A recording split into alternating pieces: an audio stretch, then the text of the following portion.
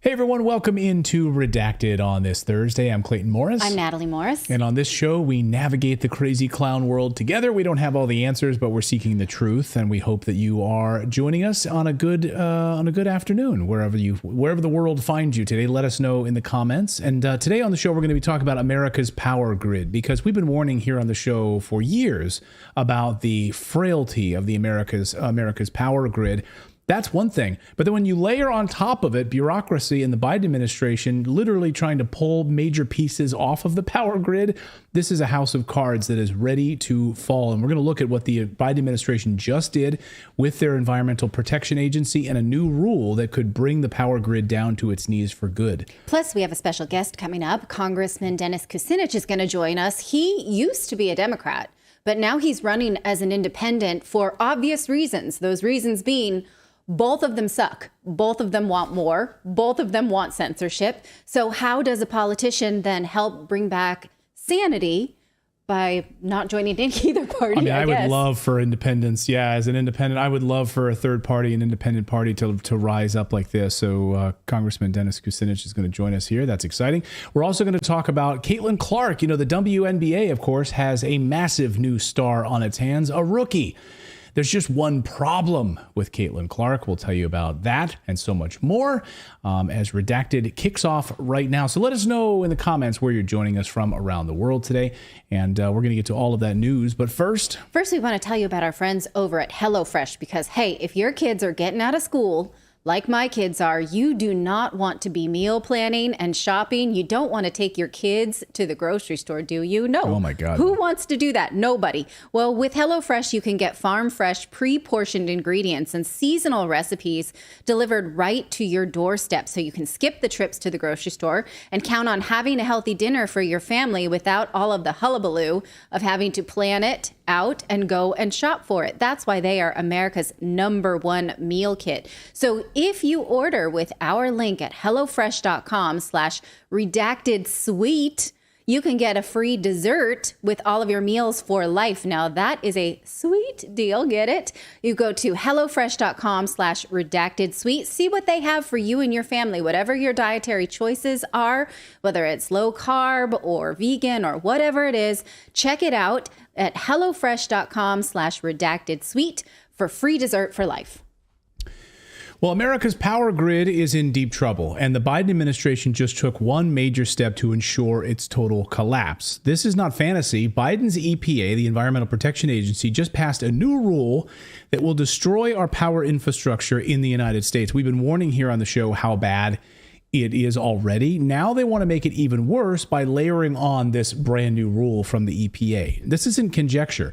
Author Alex Epstein, whose books include Fossil Future, the moral case for fossil fuels, has just detailed how this is going to happen in a new Substack called How EPA's Power Plant Rule Will Destroy Our Grid. So in it, he writes, EPA's rule is literally the single greatest threat to our grid in the history of electricity, since it would ban up to 1/6 of our reliable power and prevent replacements amid an electricity crisis. So what exactly is going on here? Well, here's what the EPA just issued, and it's a new carbon pollution standard update, and it will affect all of us. Greenhouse gas standards and guidelines for fossil fuel-fired power plants. And in it, it breaks it down in multiple ways. Right now, and you can see here and highlighted in red, ensuring that all long-term coal-fired plants and base-load new gas-fired plants control 90% of their carbon pollution. So right now, our grid is teetering on the edge of collapse. Premature shutdowns of reliable fossil fuel plants have left us vulnerable. Just look at what happened in Texas, of course, right? Just a few short years ago. Most of North America is at an elevated or high risk of electricity shortfalls right now, between 2024 and 2028. This isn't fear-mongering. This is our reality right now. And now with millions of illegal immigrants now admitted to the population of the United States who are using our power for free. Right? I mean, we had J.G. Carroll on the show yesterday. He pointed out it's not 30 million. It's upwards of 43 million illegal immigrants now in the United States, thanks to the Biden administration. Where are we going to get this extra power during the summer months and into the winter to handle this massive influx of illegal immigrants using power? to charge all their free cell phones, to run all those air conditioning units. We can't handle it. And as the NERC writes in their new report, program areas and departments and event performance analysis, this is the North American Electric Reliability Corporation, published their event analysis for the summer. Newsflash, it's not good. I was going through the report this morning, and it's eye-opening. Their predictions, just take a look at some of their predictions here on where these areas, and this is North America, so not just in the U.S., you see Canada, of course, areas that are going to be inundated with power demands, surging load growth in these particular areas. Do you recognize any of these areas where they could be seeing a surge in usage? Like we just covered yesterday with the Midwest and the amount of people that are, of course, being ferreted by by buses, illegal immigrants that are coming across the border and then taken to these different locations. Unbelievable, huge load. So a grid collapse would be perfect right before an election. So the Biden administration is about to release 1 million barrels of gasoline. This happened this week. We learned this week that the Biden administration, worried about re-election, is completely emptying our oil reserves in the Northeast, he announced on Tuesday, trying to lower gas prices as summer driving season heats up. Biden has already completed his plan to completely deplete the strategic oil reserves, which are meant in case of a war, right? And he hasn't been able to fill it back up because the prices are so much higher. They haven't been able to do that. Remember, he promised us we would deplete the strategic oil reserves, give you lower gas prices, and then what we'll do is, he promised this, these are his words, we will refill it at a savings to taxpayers. Those were his words. And so he started this process before the midterm elections back in 2022 in order to help Democrats win. And he's going to do it right again right now so he can win his own election. Do you think this is politically motivated? Well, he was asked this question the last time he did it, back in 2022. Listen. What is your response to Republicans who say you are only doing this SPR release to help Democrats in the midterms? Where have they been the last 4 months? That's my response. Is it politically motivated, sir? No, it's not. 3 weeks before the midterms. Look, it makes sense. I've been doing this for how long now? It's not politically motivated at all. It's motivated to make sure that I continue to push on what I've been pushing on. And that is making sure there's enough oil that's being pumped by the companies so that we have the ability to be able to produce enough gas that we need here at home, oil we need here at home. And at the same time, keep moving in the direction of providing for alternative energy. That's what I've been doing. Now, the problem is these guys are asleep. I don't know where they've been. And they seem, the price at the pump should reflect what the price of a barrel of oil costs. And it's not going down consistently. Yeah. Gosh, he seems like a different person. That's 2 years ago. Yeah. Isn't that crazy? In just 2 years. So I have a bit of a math question on that. So if the strategic oil reserve is filled at one price of the oil when it was presumably much lower, they fill those reserves. Now they release it now, sell it at a much inflated price, then buy at the inflated price to refill those reserves. How are prices ever going to go down when doing that? It sounds like a double profit deal for oil companies. It's curious. Well, it's Washington math. So it's not math that you're used to or accustomed to, right? It's a totally different kind of math. Right. And he speaks out of both sides of his mouth, because while saying that he wants to issue permits for more oil and gas to especially the Alaskan natives that want it there in their communities in Anwar, yeah. In order to bring prosperity to their communities for the oil that is there. And many tribal leaders have released letters to the EPA and the Biden administration saying, please bring these projects here. Our communities need it. We will do it well, and we will do it responsibly. And it will help the economy overall, because rising tide floats all boats. And he has said he would do it, but when that gets caught up in litigation by environmentalists, he doesn't fight them because he's spineless and speaking out of both sides of his mouth like a career politician. Yeah, exactly. And you're right about Alaska. I mean, they absolutely want it. They voted overwhelmingly for it in the Alaska National Wildlife Reserve and other spots. They want the drilling there. They want the drilling. They want the jobs. And of course, America could use it. But of course, we've farmed all of this out, and we've totally reduced the amount of production in the United States. We'd like to pretend that we're not getting it indirectly from Russia, right, or China, or anyone who we like to say on paper we hate, And so we, as my grandmother would put it, go around our elbow to get to our ass when we could have, just scratched our ass directly. Right, Grandma? Right. God rest her soul. Yes, Grandma. Leave it to Grandma to give us the colorful language. Well, and if the grid crisis wasn't enough, EV demand and AI demand are off the charts right now, going to make things far worse. So, and you would think, right, the demand for electricity is about to skyrocket, and that's the case. So why? Well, EV mandates, the electric vehicle mandates from the Biden administration, and the rising energy demands from AI. So you're literally pulling back on these coal-powered plants at the same time when the demand is off the charts and rising. Does that make any sense at all? Look at Germany, what energy crisis they're facing right now. I mean, this is unbelievable. So what you're doing is our peak demand is projected to rise by over 79 gigawatts in the summer and 90 gigawatts in winter over the next decade. That's like adding an entire power generating capacity of California on top. We're talking about a massive artificial demand that our already struggling grid can't handle. So EVs and AI and all of the massive computing power associated with artificial intelligence right now. So the EPA's rule will shut down coal and prevent natural gas replacements. Now, here's the kicker. The EPA's new rule is set to shut down nearly all of our remaining coal plants and prevent new natural gas plants from being built. Absolute freaking madness in the United States right now. By mandating impossible standards, the EPA is effectively destroying a significant chunk of our reliable power. Again, just like Germany. They say these plants must either retire early or capture 90% of their CO2 emissions by 2032. So let me be clear. No power plant today can meet this standard, right? None of them, as Alex Epstein writes, none of them can meet this standard.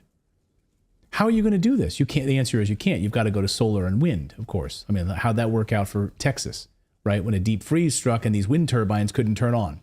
That's what happens, right? The country of Ghana did the same thing because the World Bank pushed them to do this. How'd it turn out for them? Not good.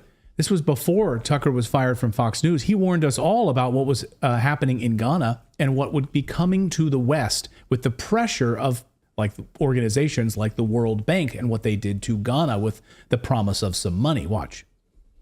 World Bank approves largest ever guarantees for Ghana's energy transformation. Ooh, when they promise to transform your energy, slow down. But Ghana didn't slow down. They just kept going. And the World Bank promised to provide, and we're quoting, technical assistance for energy sector reforms and the drafting of a new renewable energy law. So in return for all this help, Ghana agreed to limit its carbon emissions. And then they entered the Paris Climate Agreement. Oh, how virtuous. What happened next? This is the part you don't read that much about. Last year, Ghana experienced a complete shutdown of its national power supply. Oh, no more electricity. No emissions because we have no electricity. And blackouts have continued since then. Just yesterday, a news source in Ghana reported that, quote, residents in parts of the Ashanti region who have been hit with power cuts are without water as well. Because it turns out you need electricity to provide water. Also to grow food. Now, this is not a small thing. The Ashanti region has millions of people living in it. They're all now living in the Stone Age. So they're back in the Stone Age, which is about to happen to the United States if we continue down this reckless path. Unreliable solar and wind can't make up the difference, right? As we know, solar and wind are great when the sun shines and when the wind blows, but guess what? They're unreliable. And they can't provide the consistent power that we need. Texas, again, 2021, the disaster. We covered it here on the show. Shows exactly what happens when you rely too much on these sources without adequate backup. And of course, the EPA's new rule, the only replacements for coal and natural gas would be these unreliable sources. Again, solar and wind are great in small supplemental pieces, but this isn't when it's the crux of your power supply, you're screwed. Which explains now why we were trying to connect an energy company to our new studio that we're building. And the power company said, hey, we'll give you a monthly credit on your bill if you allow us to install a device in this place, in this office space, and we will just turn it off for about 15 minutes throughout the summer at intervals in order to save power. And I said, wait a minute, you come and you put a device And then you can turn off the power whenever the heck you want to. And then I get a credit on my bill. And they're like, yeah. And I was like, you can F off. That's absolutely no. I was like, get out of here, you globalist. I mean, he was just a representative and trying to be nice, but no. They're literally going to put like a governor on your house. Right. Because normally they wouldn't be able to do it remotely. They're going to put like some sort of an inhibitor in your house, governor, I guess, right? That would inhibit and would shut off your power and your air conditioning during the summer at random times. So we literally could be in the middle of a live show and at their discretion, because it's a peak moment or whatever, they'll just shut it off. Right.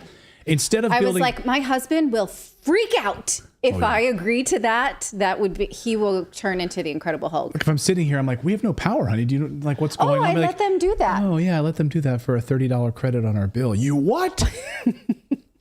That would get me in big trouble. So we, at the new studio that we're working on, no, that's not going to happen. No, thank you. So yeah, it's not adequate. And the EPA's new rule now would only allow these replacements for coal and natural gas that would be these unreliable sources like solar and wind. It's ridiculous.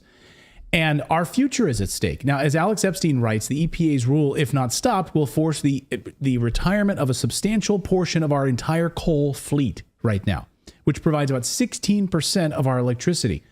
And it's not just coal. The rule makes it nearly impossible to build new natural gas plants. Without reliable replacements, our grid is going to crumble. And now with this massive influx of population, massive illegal immigration in the United States, and companies needing unbelievable power for artificial intelligence, AI, Microsoft, Google, and they're building all of these massive data centers that require this power. AI computing, it takes one solar flare, by the way, just one solar flare to bring it all down. As we saw just 2 weeks ago, remember that all of the concern about that massive GMP, the massive solar flare is going to wipe out and take care of the grid. Starlink satellites were complaining about all sorts of pressure and on their network and everything else. Companies complaining about these solar flares, right? All it takes is one massive one to do it. Dennis Quaid was on Tucker's show recently, talked about how there's a 100% probability that this will happen. There is a 100% probability that our sun generating what they call a GMD, which is a solar storm, that hits our Earth and the magnetic field that we have around the Earth and can fry everything that is electric, which happened in, I think it was 1859. And at that time, basically, we had telegraph lines as far as electricity goes. And it fried our entire telegraph system that was set up, had to be replaced. And the entire thing? The entire thing. And so imagine what that would do now. So this does suggest, I mean, our country's population is clustered in cities. Yeah. Those probably aren't going to fare as well. No. It'd be easier to live in the country, of course, and people who live in the country would probably have better ideas, better knowledge of how to survive after an event like this. It would cure the AI problem pretty quick, though, right? You'd have no AI within like Yeah, exactly. But you wonder, there's all these, I mean, a huge part of the American economy is based on digital commerce, digital innovation. I mean, this is being... Right. Financial system is going to break down. Exactly. Transportation breaks down. Your water doesn't work. Food delivery is gone. Your telephones don't work. You go back to, basically we go back to that Carrington event. The world goes back to 1859 and we're all in the dark and the lights are out. Man, that's a great reset.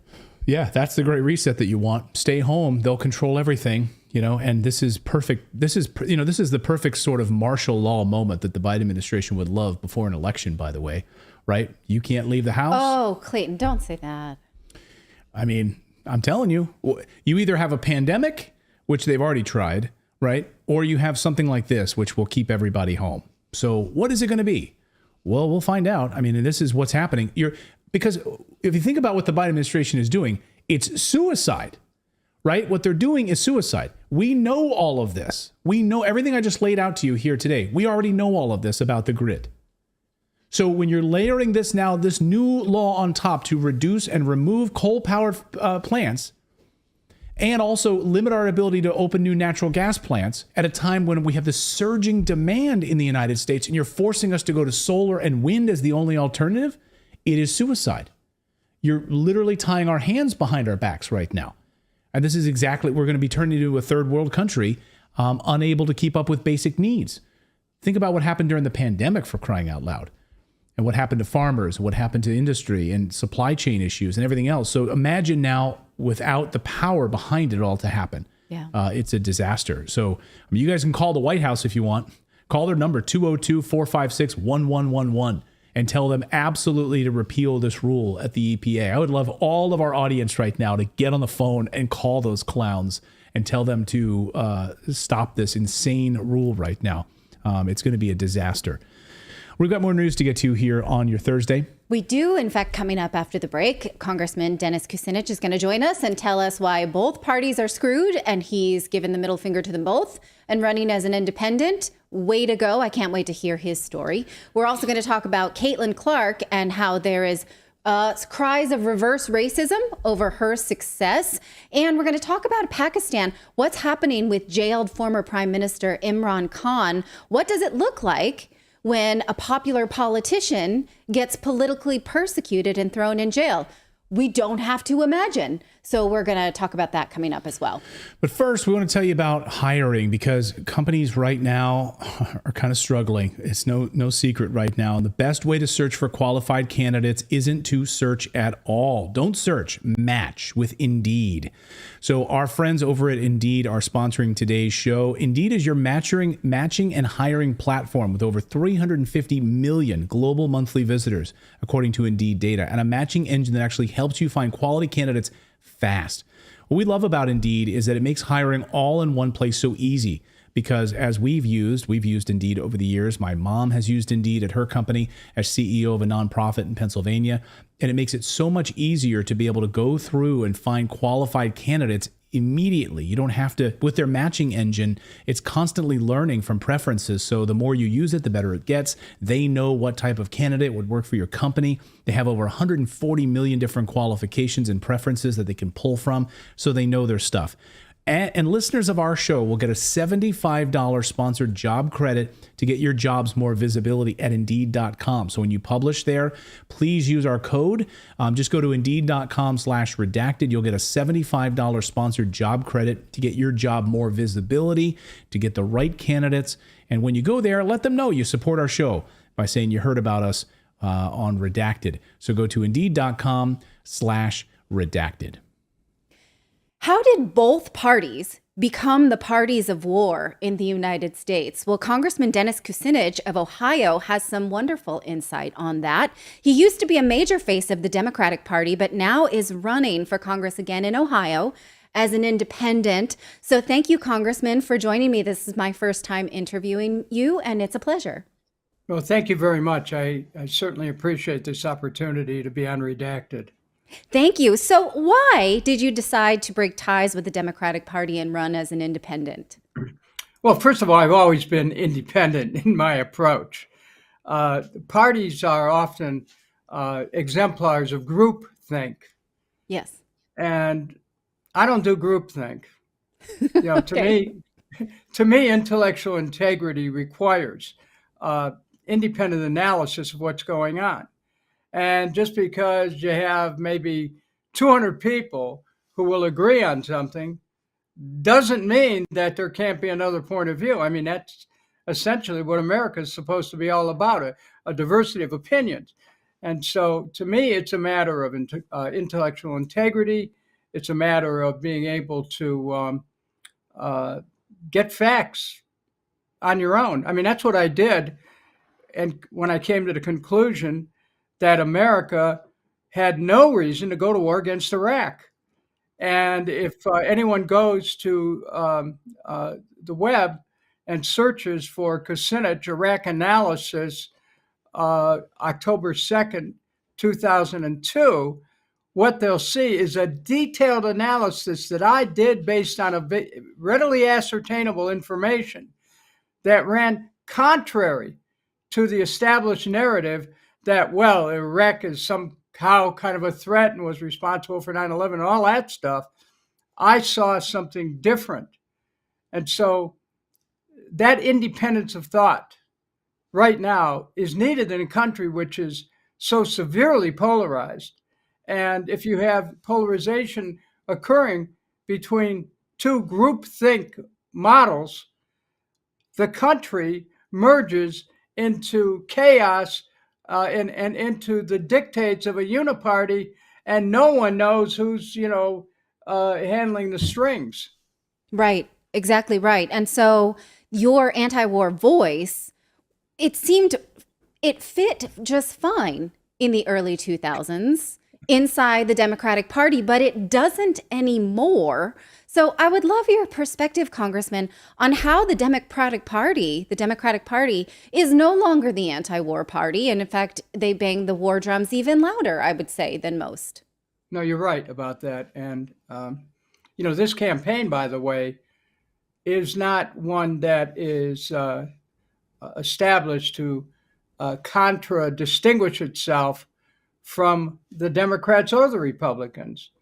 Those are two facts. We have a Democratic Party and Republican Party. What I'm proposing is a point of view that goes above partisanship, country above partisanship, and that puts us in a position where we can analyze things independently in the best interest of the American people. What's happened, I think, with the Democratic Party in the last decade is a desire to coalesce around a narrative that has always been based on a fiction, and the fiction is that we are in a world where we have to conquer certain enemies. The party in 2016 built this whole narrative around Russia being responsible for Donald Trump's election. And then in order to continue to justify that narrative, it elided from, Trump and Russia to Russia, Ukraine, Russia. And this whole, you have narratives that are moving one into another that leaves us now on the doorstep of Western Russia with the possibility of escalation into a nuclear confrontation. So in the Democratic Party, which, when I was active within it, I tried to see it as a possibility for being an exponent of the peace. Mm-hmm. It's not there anymore. And I think part of it is the partisan thinking that went reactionary and rancid. And the other one is a desire to go with an incumbent, because I'll tell you, that is a very strong impulse within political parties to back the incumbent president of your party. Mm-hmm. And the Democrats have got caught in that several times to the disadvantage of the American people. Now, your opponent in the upcoming election is one of the biggest warmongers I've seen in a long time. We covered one of the bills he submitted to allow military recruiters into schools. Representative Matt Miller, he sort of launched that one furtively in order to continue to build out the military-industrial complex. Now he sponsored a bill to extend American military benefits to Israeli soldiers. You would think he'd be easy to defeat if you could just get the American populace attention and say, this guy wants war, I don't. Can you speak to that? Well, first of all, let me get to a question that should be preliminary, and that is this an election that I can win? Okay, yeah. And then I can tell you how. I represented almost half of this district for 16 years before I was redistricted out by Democrats in Columbus. A new district was formed in the last year, which contained about half of my old district and a county south of Cuyahoga County, which I represented, contains a lot of people who used to live in my constituency. So this is a district I can win because I've won it over and over again. I defeated a Republican incumbent to get elected to Congress. I defeated the Republican incumbent to get elected to the Ohio Senate. So I do well with Republican voters. Why? Because I'm a straight shooter. I'm someone who has common sense. I look at things and make my decisions based on, what's right for my constituents, not what is right for a political party. So I have the name recognition, and there's good feeling out there for the work that I've done over the years. Yes, I can win. Now, let's talk about Mr. Miller. He is somebody without a lot of political experience. He worked in the Trump White House for a while, and that became his springboard with the help of President Trump to get into a congressional seat in an area that he had little in common with. So he is, as you describe, somebody who appears to be a real fan of war. Mm-hmm.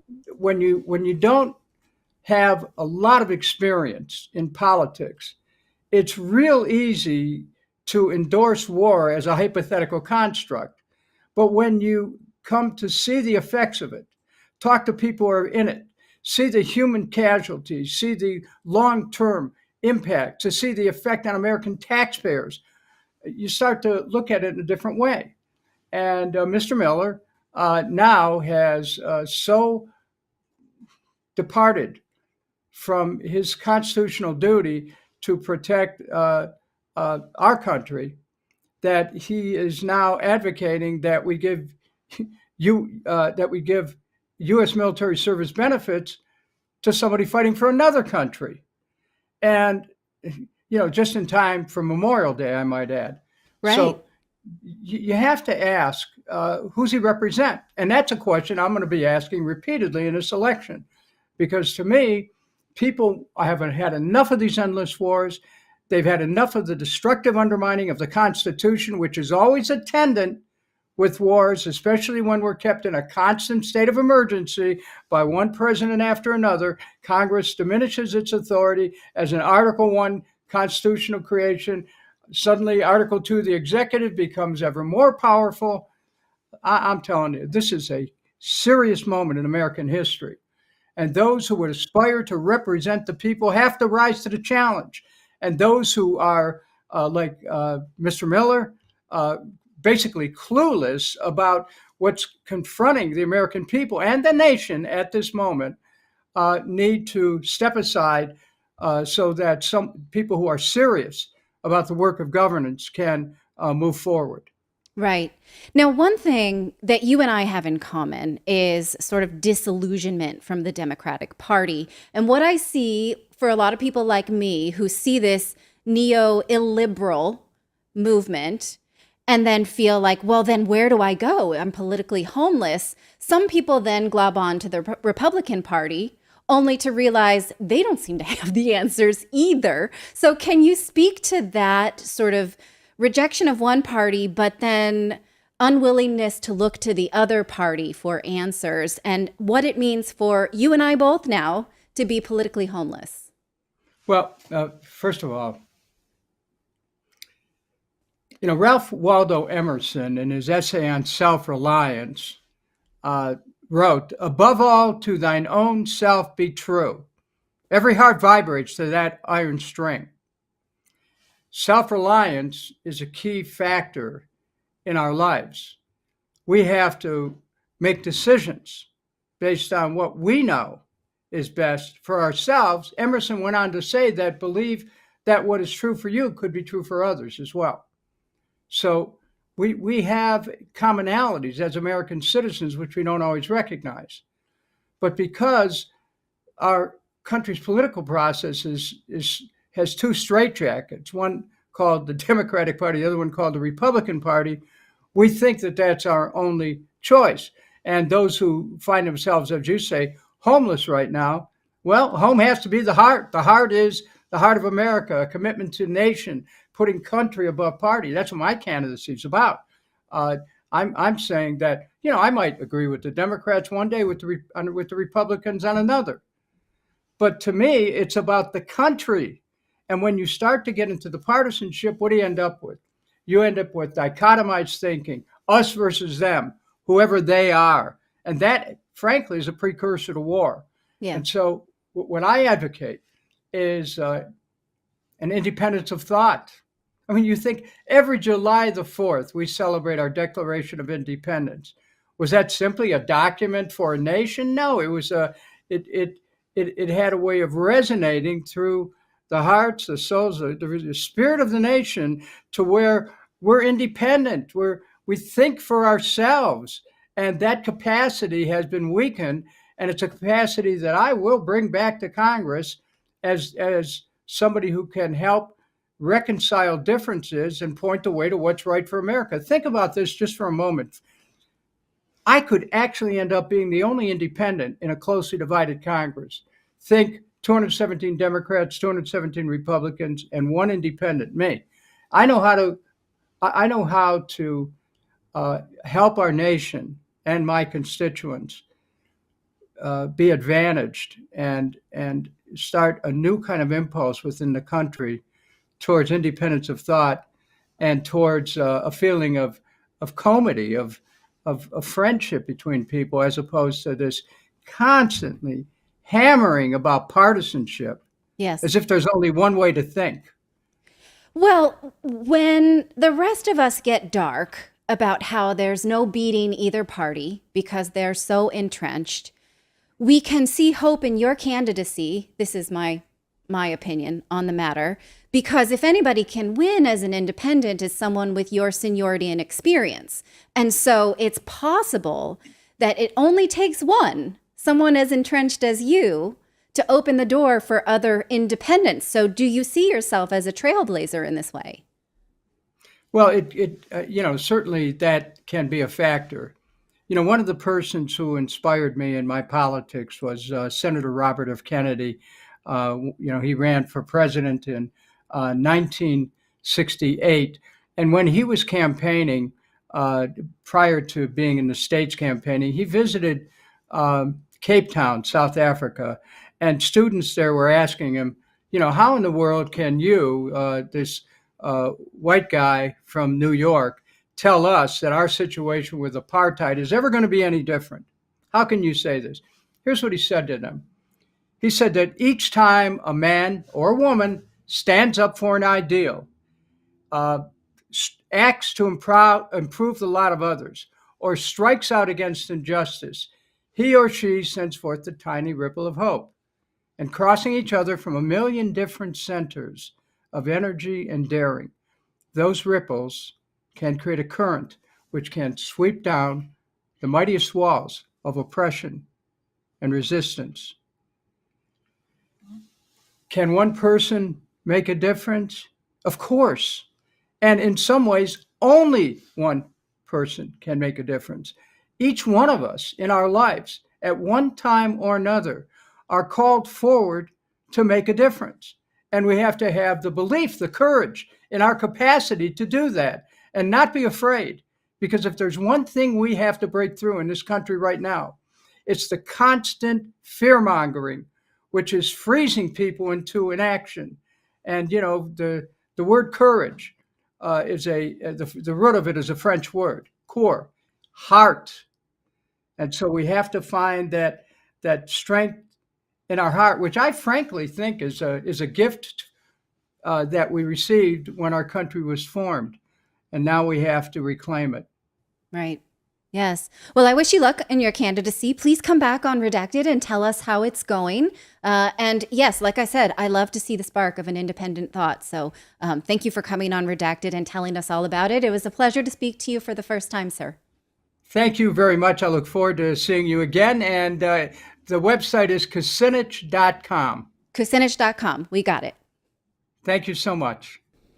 Well, thank you, Congressman, for coming on Redacted for the first time. It's my first time interviewing him. Clayton interviewed him several times on Fox, right? Oh, many times. Many times. So, yeah, now I get to play with the big boys. Excited about that. He's very gracious. He's always very, very kind, and he's funny, too. So Congressman Kucinich is always great to talk to. So. Indeed. So thanks to the Congressman for joining us. All right, we're going to take a quick little break here, but when we come back, we're going to talk about Caitlin Clark. I don't know if you've been hearing about this rookie in the WNBA, but I just I cannot believe the stories and the sort of, I guess, reverse racism, I guess, that's emerging as a result of this. It's unbelievable. Wait till you hear what the LA Times, what The View is saying about Caitlin Clark. We'll talk about that in a second. But hey, I don't know if you heard about this. Jamie Dimon from JP Morgan Chase this week said the Fed is lying. The Fed is lying, and they will absolutely have to cut interest rates. So they're doing this little dance right now. Jerome Powell is doing this little dance about interest rates, and well, we're going to hold steady. We're not going to cut rates. But the market already knows that they're cutting rates. And Jamie Dimon is saying, absolutely, they're coming. The American people are being crushed right now, and they will have no choice but to do it. So when will we see rate cuts? We could see them November. We don't, maybe September, maybe. Definitely a few rate cuts coming this year, though, according to Jamie Dimon. And what does that mean? That means the U.S. dollar will take another hit. That means the value of the dollar will go down. As interest rates, of course, go down, that means the flood of individuals coming into gold and precious metals is going to skyrocket. Gold at an all-time high right now. That's why I'm such a big proponent. We're buying more gold and more silver as we speak. Natalie and I are doing that as we speak. We just actually bought quite a bit of gold last week, and we are going to continue to do that because this is a hard asset that is a hedge against inflation right now. It's a hedge against this crazy U.S. dollar. And our friends at Lear Capital can help you get set up in doing this just by calling their 800 number. Give them a call. They're American patriots. These are Americans who will answer the phone. They're not in some call center in India somewhere. Get on the phone with them and say, hey, I've got whatever. I've got a few $1,000s in a savings account that's tied to the U.S. dollar. How do I convert that to gold and silver? One or the other, it's totally up to you. But call them and they will help you through it. Maybe you even have an old IRA sitting there, an old 401k that you'd like to convert to a self-directed gold IRA. That's what we've done. So it's not controlled by Wall Street. It's controlled by you. And they can help you do that. Transfer it over, and then you pay like a small custodian fee once a year for a self-directed account. They're very, very cheap. But then you can buy whatever you want inside of that self-directed IRA. You can buy gold, silver, you can buy real estate, you can buy stocks if you want to, you can buy crypto, all of it inside of that account, and they can help you set up and get started with that right now. So give them a phone call, tell them we sent you. Again, they're great American patriots. 1-800-613-3557 to get your free $3,200 gold guide right now for free. And also receive up to $15,000 in free bonus metals with a qualified purchase. Again, 1-800-613-3557. Or go to the website if you don't want to talk to somebody on the phone. LearRedacted.com is the place to go to get some gold right now. You don't want to miss this because commodities are exploding. It's really the only game in town right now. So thanks to Lear. All right. Well, for the first time in history of the WNBA, they've had a massive superstar on their hands, a huge reason to tune in and actually watch some WNBA games. How many points will she score? What amazing things will she do tonight? There's just one big problem, of course. That superstar is Caitlin Clark, and she is a straight white woman in 2024. You can't have that. A straight white woman who, is not afraid to embrace the fact that she's a woman, embraces her feminine energy, plays with babies on the sidelines of the court. The enthusiasm for the WNBA right now, of course, is off the charts. Record-setting viewership, attendance at games, merchandise sales. Young girls are asking parents to take them to games. I mean, my daughter plays basketball. I could imagine her like watching a Caitlin Clark game and saying, can we go to a game? Yeah. Can we go see Caitlin Clark play? Our daughter is the next Caitlin Clark. I'm just going to tell you, she's amazing. If she can stop playing with her hair during the middle of a game, yes, right. she will be. Okay, can I ask a question about this? I know nothing about basketball or Caitlin Clark, but is she an Anna Kournikova where... No. Okay. No. And if I could show you some of the footage, which I can't because we'll get a copyright strike. You know what I mean by that, though. Yes, I know what you mean. But when she can nail a three-pointer from beyond the three-point line and carry a team, no. And when, of course, yes, no. She's not an Anna Kournikova. What I mean by that, if you don't know the reference, is that Anna Kournikova was famous for being beautiful. She was a good tennis star, but she was not a great tennis star. She was more famous for being beautiful. So Caitlin Clark, obviously, she's beautiful, but she's not. Okay, I just needed to. Okay. No. Is that a dumb question? No, it's not a dumb. It's a good question. No, Caitlin Clark. You rolled your eyes at me. No, I didn't. Yeah, you did. Well, that's. Philip, did he roll his eyes at me? Marriage. He acted like that was not a tape. Okay. Yeah, Philip, good answer. Great answer. Anyway, merchandise for the Indiana Fever is selling like hotcakes right now. And like Michael Jordan selling Chicago Bulls t-shirts or Larry Bird selling Boston Celtics gear. They've never seen this before.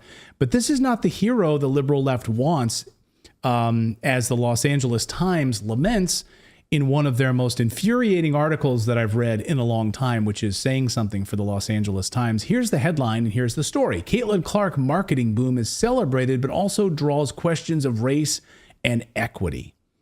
So the whole thing starts off by admitting that Caitlin, yes, is a phenom, as a rookie, right? And a once-in-a-lifetime player. And the LA Times even admits that she's brought tons of interest to the sport. And then the piece just descends into liberal chaos, as you could imagine that it would. So let's just go through this article because I want their words to speak for themselves here. So here's the LA Times.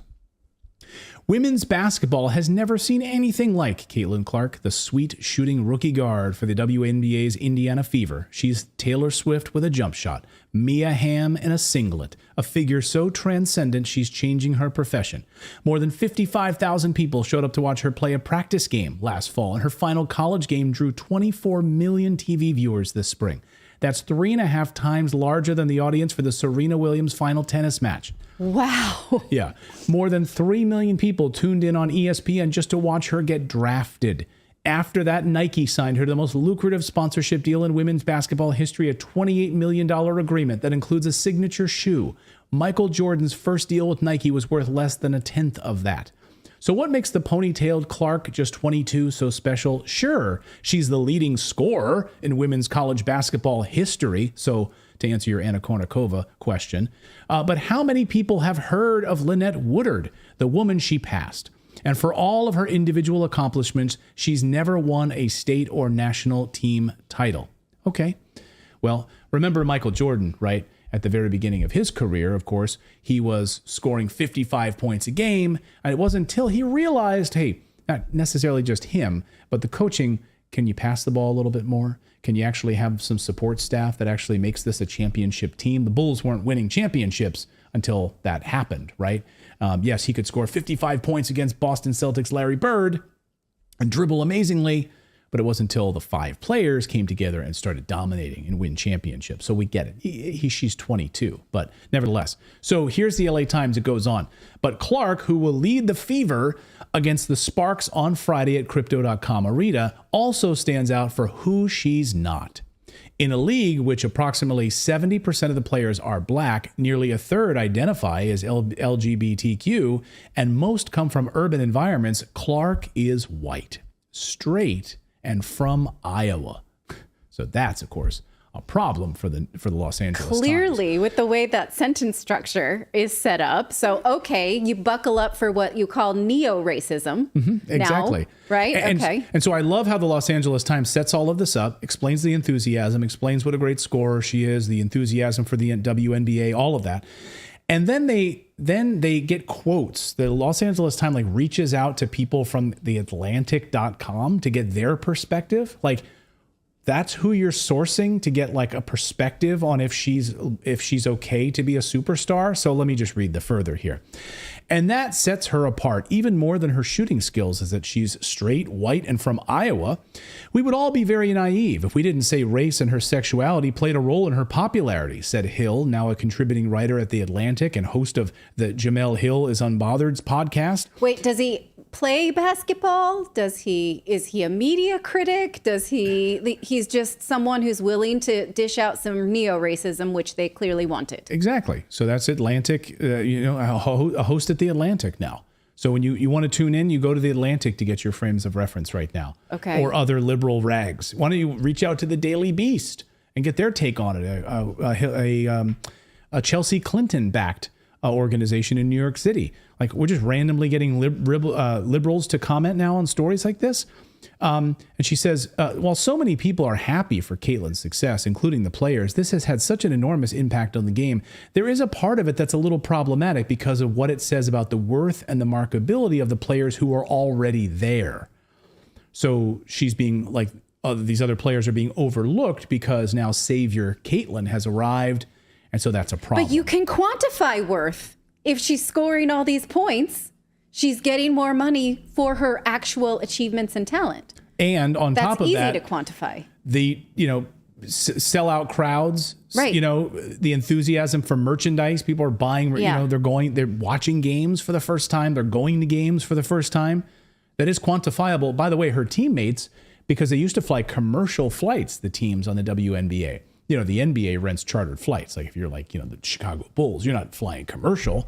Well, the WNBA was up until Caitlin Clark arrives in the WNBA. Now all of her team members are also now part of a chartered flight. So this is something that's lifted all boats. Rising tide floats all boats. Yeah. Nicole Melton, co-director of the Laboratory for Inclusion and Diversity in Sport at the University of Massachusetts, agrees.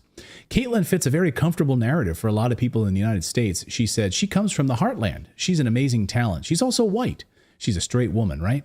There's not a lot of things that would make people feel uncomfortable with that person being successful. Okay, I would like to ask this same person why we're so comfortable with Serena Williams dominating a white person's sport then, because that doesn't fit that narrative. Right. Or Michael Jordan, by the way. I mean, what did people say? Michael Jordan was the reason Michael Jordan was the reason I watched the NBA. I was from Philadelphia. I should have been watching the 76ers, right? But I was obsessed with watching Michael Jordan play and Scottie Pippen. And it didn't matter the color of his skin. He was an amazing athlete. I wanted to watch him play. It didn't matter. It didn't matter at all. Right. And, if I cared about white people so much, I would have been like a golf fan. No, I would have been like a Detroit Pistons fan or something, okay. Just so I could, watch those guys, the Bruisers, right? Sure. So no, and that's not why I watched. I watched because he was amazing. He was transcendent, right? And he was a good person. Still, as they write here, this is what Hot Air had to say about this, and I like this. Still, Caitlin Clark has created some interest in the sport, and I have to say that the little I know of her makes her look wholesome and nice. She likes babies, seems humble, and apparently is quite talented. It's almost like she's a person, not a sports star, and people seem to like that. She hasn't even derided America, beat anybody up, impregnated some groupie, or come out as trans. What's not to like? Well, she's straight and white, and that seems unfair. People have fallen in love with her instead of other higher-ups on the intersectional ladder. So, of course... But doesn't everybody have the opportunity to outscore her? Yes. I could do that if I really wanted to, right? Right. I mean, there are other players who have now, because she's brought so much attention to the team, a lot of people are noticing other players on her team and wow, these other players on the Indiana Fever are pretty good too. Let's pay attention to them too. Yeah. She's brought a spark to it. I just would like to, this is a wonderful term that I think that we all should use when we see this in action. It comes from Coleman Hughes' book, The End of Race Politics, where he outlines exactly what neo-racism is. And we're seeing this right now. He says that neo-racists agree that race matters deeply and inherently, not because of genetics and divine decree. Instead, they believe race matters for societal and historical reasons, namely that discrimination in favor of non-whites is justified on account of the hardships they endure and hardships their ancestors endured at the hands of whites. So we cannot see any, success or good things happening to white people because that's not evening the score. So this is what we see here, neo-racism. We're about to show you a clip from The View of that, the most perfect example that I can think of, this clip you're going to show. Yeah, go ahead. I've been a basketball fan since I can remember. I played basketball with my dad in Harlem when I was 5 years old. So I remember loving the game, and the game not necessarily loving women back, right? At all. And the WNBA started in 1996. First games played in 1997. It's 2024, and we're just really now talking about it. And so if Caitlin Clark is the vehicle that will bring this sport that I have loved so much and so long to little 5-year-old girls playing in Harlem, I say yes, bravo. I have no problem with that. With that being said, I do think that there is a thing called pretty privilege. There is a thing called white privilege. There is a thing called tall privilege. And we have to acknowledge that. And so part of it is about race, because if you think about the Brittany Griners of the world, why did she have to go to play in Russia? They wouldn't pay her. Because they wouldn't pay her. Because they wouldn't pay, not because she was black, but because they didn't believe in the WNBA. This is part of my point. So now, Caitlin Clark is bringing this money, these sponsorships, we hope, into the league, and other players will benefit from it. But I do think that she is more relatable to more people because she's white, because she's attractive. And unfortunately, there still is that stigma against the LGBTQ plus community. 70% of the WNBA is black. A third of the players are in the LGBTQ plus community. And we have to do something about that stigma in this country. I think that people have a problem with basketball playing women that are lesbians. Who cares? They are great athletes. Well, you can't tell a lesbian unless she tells you she's a lesbian. Well, it's not like you look over and go, oh, there's one. No, you don't know. They're pretty open in the league, and I'm happy that they're open in the league. Yes, but we... Okay, so who then would you like us to give a shoe deal then that's scoring like that? Just tell me and I'll do it if that's what she wants, if that'll make her happy. Right, because again, the excitement that's been brought to the WNBA has elevated everyone, and that's being rewarded as a result. I mean, I don't know. You can't pick your superstars like this. And yes, Nike has jumped on and of course made this massive shoe deal with her, but like there's so much whining going on as a result of this. And so would they be okay if she's a lesbian? Mm-hmm. Would they be okay? They'd be happier.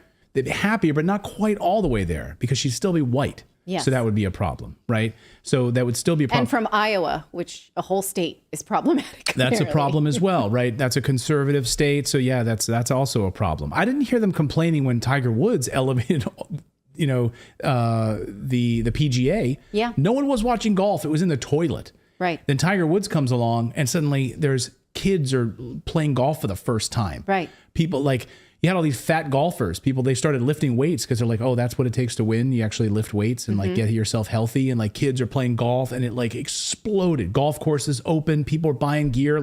It went crazy. Then he has his injuries and he's out, and then golf goes back down again. Right. So I didn't hear anyone complaining about that. I didn't hear anyone complaining about Serena and Venus Williams, who set tennis on fire. And then of course, all lifted up entire communities about they weren't gay, right? As far as I know. No, neither of them are gay. So Charles Barkley had this to say. He's so sick of all the whining about this and thinks that they need to shut up. Listen to Charles. You women out there, y'all petty, man. Hey, LeBron, you're 100% right on these girls hating on Caitlin Clark. Y'all petty, girls. I expect men to be petty because we're the most insecure group in the world. Oh, you are. Y'all should be thanking that girl for getting y'all ass private charters, all the money and visibility she bringing to the WNBA. Don't be petty like dudes. Listen, what she's accomplished, give her flowers. Stop being petty, all you women out there. She got y'all ass charters. She bringing all y'all this money to the table, but y'all being petty like dudes. LeBron, you are 100% right. Y'all girls, stop being petty. Caitlin Clark, thank you for bringing all that money and shine to the WNBA. Well, they're going to hate you even more now. Hey, they can't do anything to me. They're going to hate you. They can hate on me, but they better. But that mailman better be in my damn house the 1st and the 15th for another year. For another year. Let us continue our discussion. I love Charles. So anyway, he speaks his mind. Anyway, what did LeBron say? So LeBron, he was speaking. LeBron did an interview just the day before, and he talked about how, thankfully, Caitlin Clark's bringing so much attention to the WNBA, and that she should rise above it and just not even get involved in this petty squabbles. Let these people talk. Let she just keep doing what she's doing, scoring points, being a team, being a fantastic role model for people. And he said, look, I've been through it. I've been through it when there's all this attention on you in this way. And he said, just rise above it, stay away from it. Don't get dragged into it. She nailed an amazing 3-pointer last night from 3 feet behind the 3-point line. And Anyway, good stuff. So yeah, it'll be interesting to see like little girls who want to watch WNBA for the first time. Yeah, here for it. Yeah, there you go. Let us know your thoughts on this in the comments below. All right, we've got more news to get to here on your Thursday. Yes, we do. We're going to talk about Imran Khan, why in Pakistan they are persecuting popular leaders. This is a story of another Western leader who seems to have bad things happen once he promotes sovereignty for his own country. So we're going to talk about that coming up. But first, do you owe back taxes? Well, pandemic relief is over, and along with hiring thousands of new agents and field officers, the IRS kicked off the year by sending over 5 million pay-up letters to those who have unfiled tax returns or balances owed. So don't waive your rights and speak to them on your own. They are not your friends. Instead, try our friends over at Tax Network USA. They are a trusted tax relief firm that saved over $1 billion in back taxes for their clients, and they can help you secure the best deal possible. So whether you owe $10 million or $10,000, they can help you, whether it's business or personal taxes. Even if you have the means to pay and you're on a fixed income, they can help resolve your tax burdens once and for all. So get a free consultation by visiting tnusa.com/redacted. One more time, that's tnusa.com/redacted, or call them at 1-800-254-6000. Once again, that's 1-800-254-6000. Why do bad things seem to happen to leaders that are not globalists or Western aligned and maybe want economic sovereignty and prosperity for their own people? One such leader who is currently in jail is former Pakistani Prime Minister Imran Khan. This is a complicated story, so I invited journalist Kamran Ali from Aaj TV Urdu to explain it. So thank you so much for being on Redacted for the first time. Can you start from the beginning and explain to our audience why Imran Khan is in jail, why he was ousted in 2022, and when it looked like he was going to be reelected last year, they put him back in jail? Can you explain that to us? Thank you so very much for having me on your show. Well, the question sounds very simple and easy, but I don't think that the scenario is that simple as well. Imran Khan is, as you know, that is one of the popular leaders of Pakistan and well known across the globe as well. So when he came to the government, he was very happy with all the things. I must draw a scenario of all the situation before going into that question, because the scenario is very important. We should not ignore the role of establishment, and by establishment I mean the military of Pakistan, that is the Pak army, because as it is a hidden fact, I must say that whenever a government is formed, establishment plays an important role in that. So it cannot be ignored that whenever anybody comes into the government, that is through the power and role of the establishment. So has happened with Imran Khan. He had been struggling for 2 decades to be in the government or to be in the power, but he could not get. Ultimately, if we go back to 2013, he became more popular and he got the fame what he wanted to get, and that is blamed or accused that Imran Khan came into the power through the doors of establishment as well. So he got elected in 2018, and he was happy with all those selections, and his opposition even called him selected Prime Minister of Pakistan, because they accused that he was not an elected PM, or rather he was a selected PM. So all the scenario built, and with 2 or 3 years, everything were going very normal, and his government, his allies were very happy with what was going on.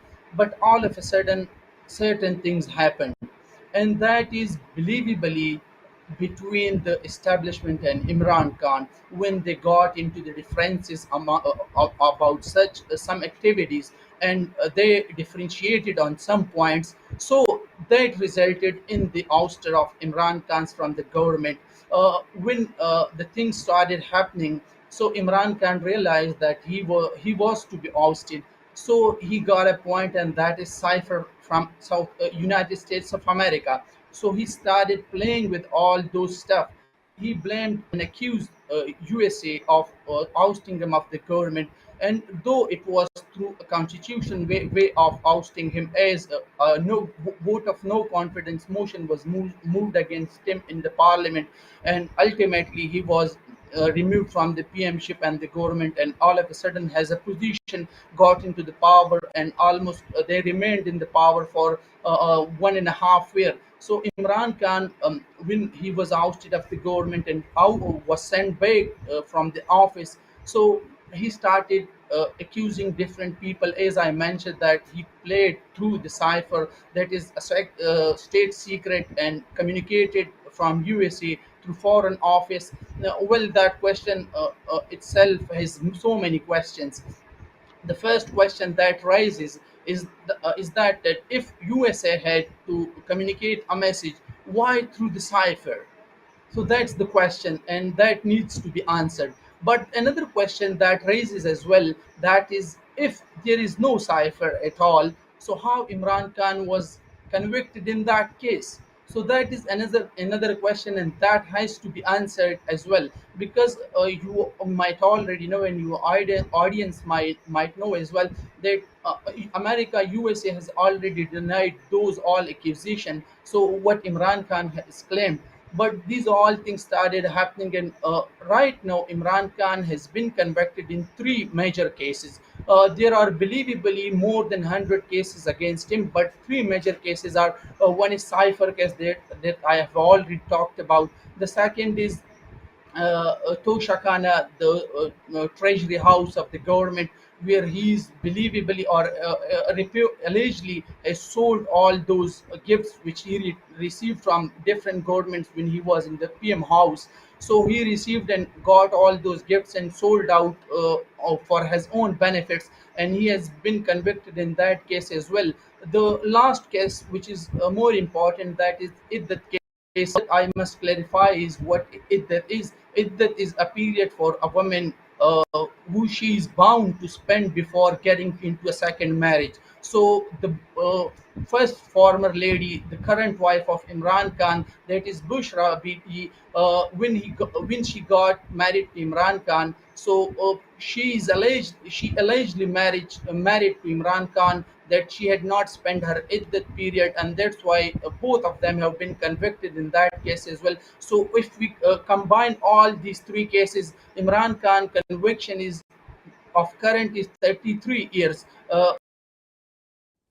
So, what you're saying is that there are several procedures against Imran Khan, not just one. He's facing actually dozens, and he's already been convicted for up to 33 years. So, you're right, it's not as simple as those of us in the West think, oh, maybe the West got involved, got him in trouble, he's being ousted for his beliefs. But what are the things that he stands for, do you think, that put a target on his back? Well, there are many things I believe that for, but most importantly, that is he's against establishment, and or rather, I must more simplify it, that he's anti-establishment. As I mentioned earlier in my talks, that when any government is formed, the role of establishment cannot be ignored. And by establishment, I would again refer to the military of Pakistan, that is Pak Army. So Imran Khan has repeatedly accused establishment of ousting of the government, because he believes that establishment has more role in the politics of Pakistan, and declining the democratic process of Pakistan. So one of the most important reasons that Imran Khan himself and so many other, we look back into all the things from the independence of Pakistan, so many governments have been ousted of their offices, and Imran Khan is not the first person or the only person whose government was toppled. If we look back into other prime ministers' offices, each and every has been ousted of the office, and none of the prime minister has completed his tenure as a PM. So that's not the first thing. And everyone stands against the establishment when his or her government has been toppled. So Imran, same has happened with him as well. But the current scenario, if we look at, so Imran Khan has been anti-establishment more than any other person has, and people of the country believe that Imran Khan has been playing his role to neutralize and make the establishment apolitical. So all this has been happening, and Imran Khan stands for that. Though he made his voice for corruption, against corruption, he stood for the sovereignty of the country. As he has a very famous slogan that USA made a conspiracy against him. That was because of the slavery. He believes that we are no more slave, and when he said absolutely not to the US, so US started making all those conspiracies. But as I mentioned, that all these things needs answers, and all the accusation when Imran Khan made or he still makes has some contradictions as well. So if I would again repeat my question, if USA had to say or communicate something through cipher, why not directly?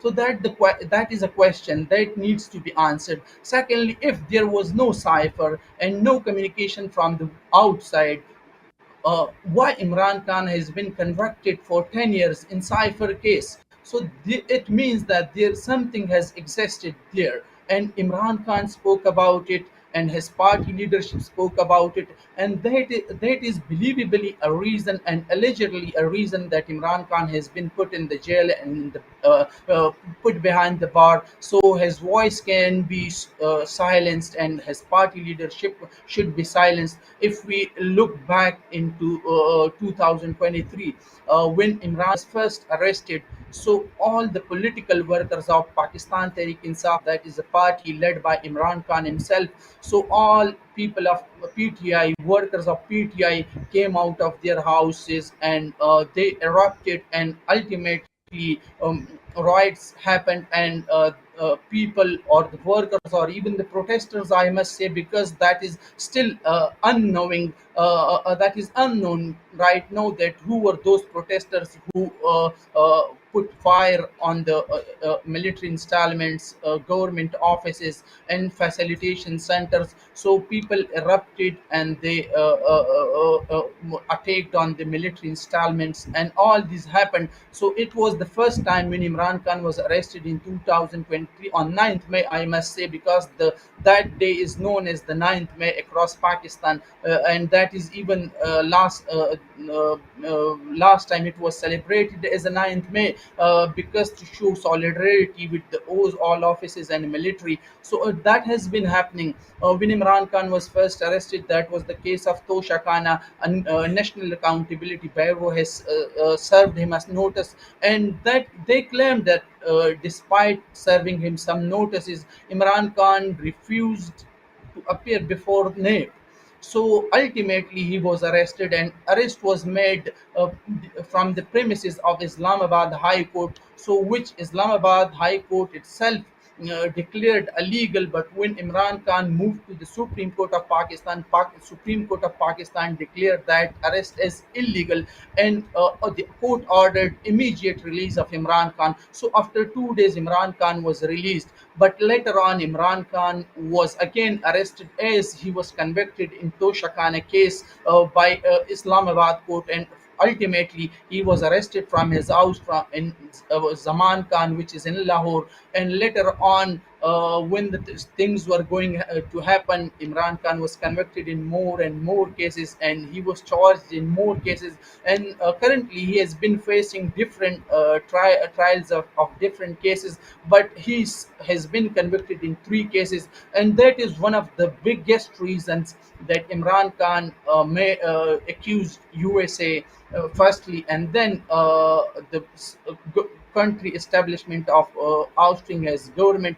And I must also mention that the religious product is more soluble across Pakistan. So when you give things some religious touch, I must say that Imran Khan and his party leadership claim that Imran Khan made voice for the people of Palestine. Then he spoke for the Kashmiris, and he again said that he wanted the state of Medina, which was initiated by the Prophet Muhammad, peace be upon him, the Prophet of Islam. So he gave the idea of Riyasat-e Medina, and he claimed that, and his party leadership claimed that all these are the reasons. That's why his government was toppled and he was removed from the premiership of Pakistan. So these are the reasons, and one of the biggest reason is that he spoke about the sovereignty, and he said absolutely not to the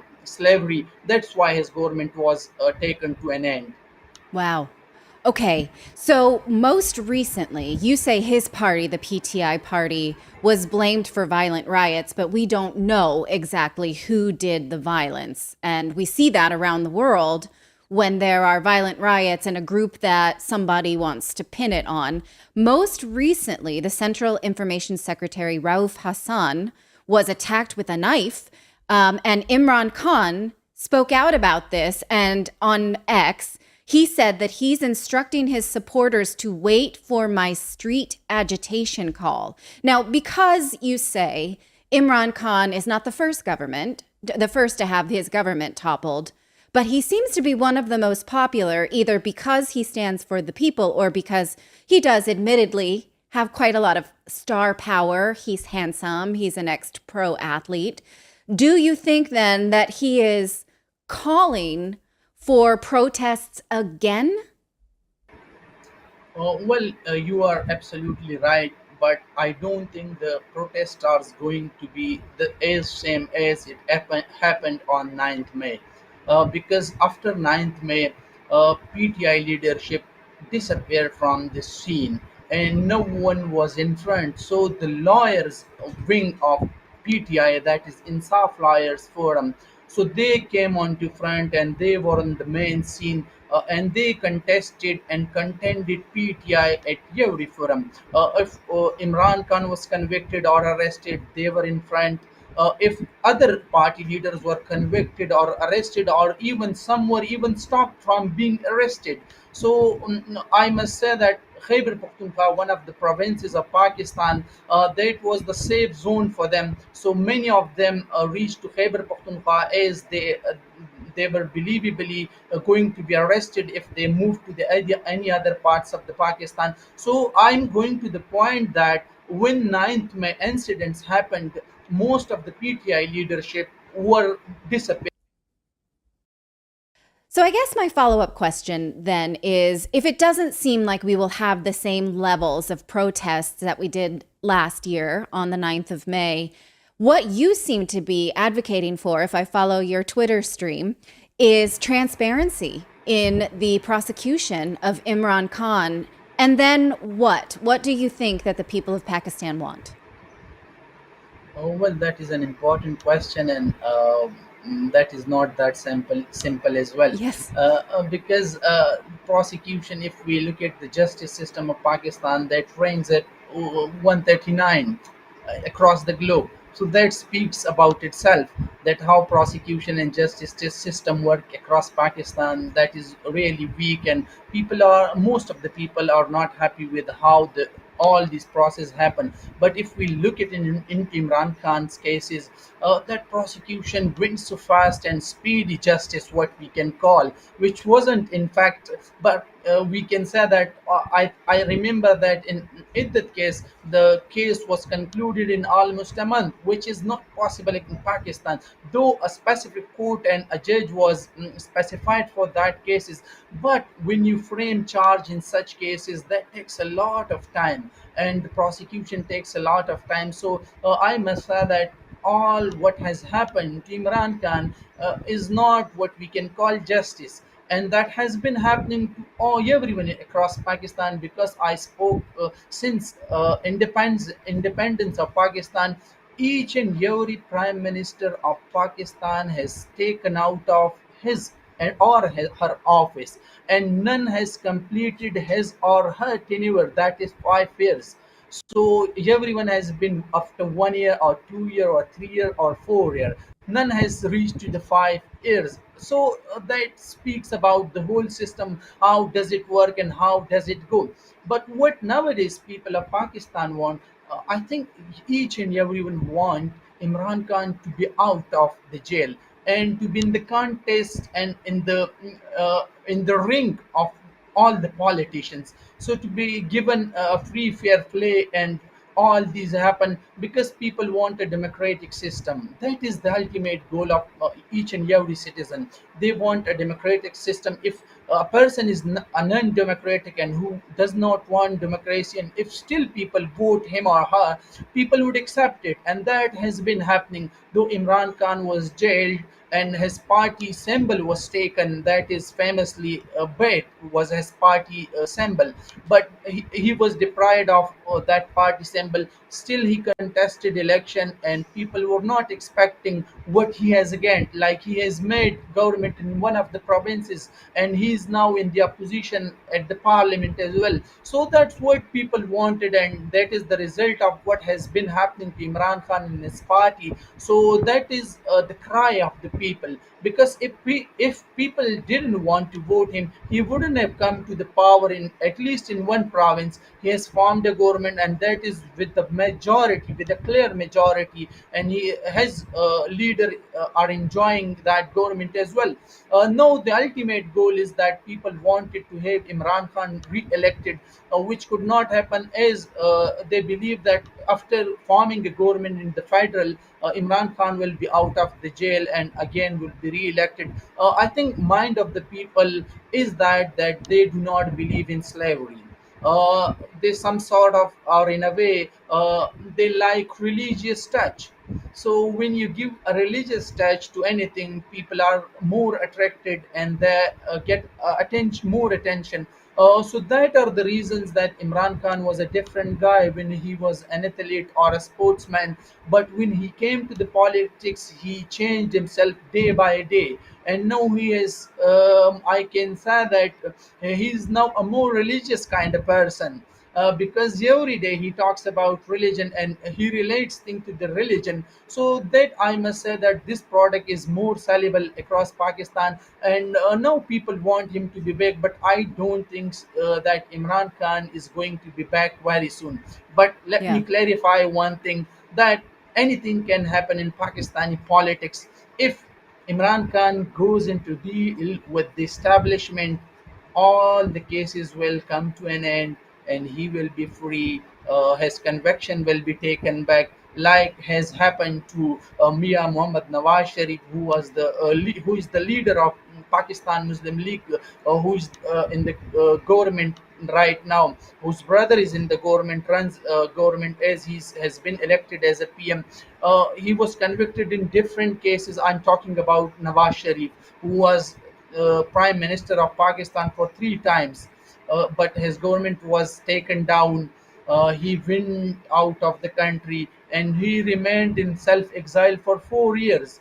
But when he wanted to be back and he got into a deal with establishment, everything's removed and ended. Like, I must say that you must have seen that when he was coming back from UK, he was provided all those facilities on airport. Proceedings happened on airport, and his biometric system, biometric authentication and verification got happened on the airport, which is uh, quite unpopular and unfamous across Pakistan, because that has never happened. So I'm pointing to that if Imran Khan goes into a deal and goes into an agreement, but for that reason he must have a surety of a foreign country. If he does not go into he does not provide that surety and he does not go into an agreement, I do not see Imran Khan coming back from the jail and actively participating in the politics of Pakistan. So I must say two things: that he needs to provide surety of a foreigner, because so many people have been talking about it. And I must interestingly mention that one of the PMLN leaders have recently called that Imran Khan should be released before we receive a call from a foreign country, and he hinted to re-electing Donald Trump as U.S. president and calling Pakistan government to release Imran Khan. So that is very interesting. That has been happening and that still exists. Imran Khan has to go into a deal with the establishment of Pakistan and has to provide the surety that he may be released on those grounds. Okay, well, this is excellent context. Thank you so much for explaining it to us. Our audience can follow you, Kamran Ali. Again, he's a reporter for Aj TV Urdu.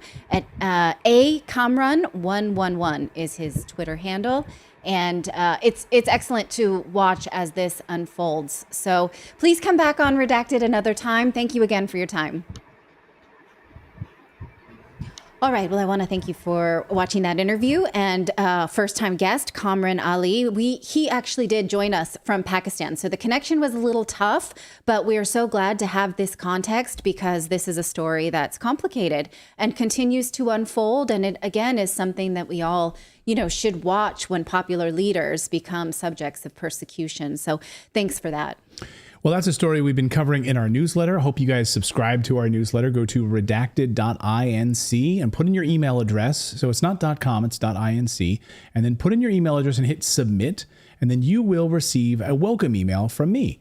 And then you just need to move it over to your inbox or out of your spam folder, your junk folder, and all of that, and move it into your inbox so that way it won't. It'll show up on Monday morning and not be in your spam or junk folder.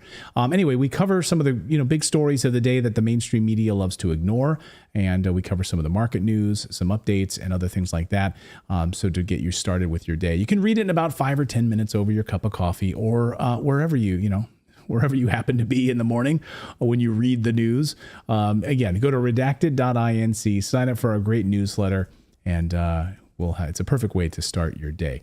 We should mention, yes, Monday is Memorial Day. Yes, it is. It is, right? I think so. It is, right? This weekend? Yeah. I would assume it is, yes. We're going to take the Monday off to celebrate that and to mark that holiday. And so to give our team also a nice little break as well. So you guys, we will be back on Tuesday with another live show. We'll have content, though, of course, throughout the weekend and some big interviews that we're doing as well. So we will be back here on Tuesday here on Redacted. We will see you then. Thank you so much. Have a great holiday, everybody.